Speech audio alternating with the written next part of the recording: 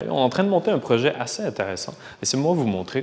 On a en ce moment une série de 13 appareils, un peu comme ceux-là ici.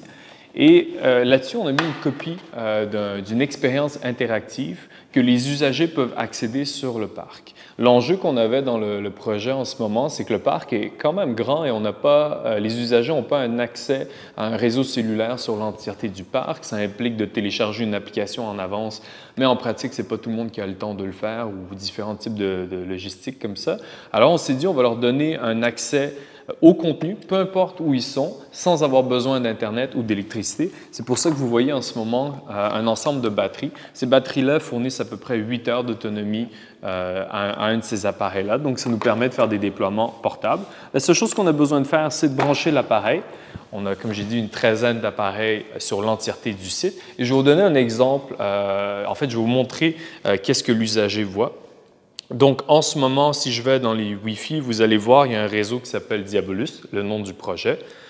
Et quand je me connecte dessus, ce qui va arriver, l'usager peut mettre un mot de passe ou pas en fonction de leurs besoins. Ça ouvre automatiquement un pop-up.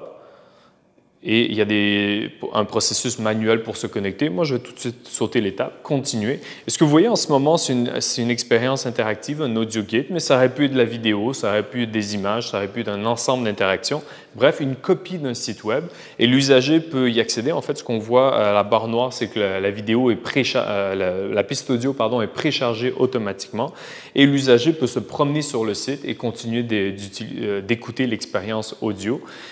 Si jamais, pour X raison, son téléphone redémarre ou il perd la connexion ou quoi que ce soit, il suffit juste de se reconnecter au Wi-Fi. Il va avoir encore un pop-up et il peut poursuivre son expérience là où il était. Ça marche sous Android, ça marche sur iPhone, ça marche même sur des appareils beaucoup plus âgés. On avait fait la test sur des appareils comme les vieux Nokia. Ça marche également là-dessus. Bref, si l'usager a accès à Wi-Fi, on peut le déployer sur l'entièreté d'un site comme ça et leur permettre d'accéder au contenu sans qu'il y ait de frais Internet ou quoi que ce soit. Voilà.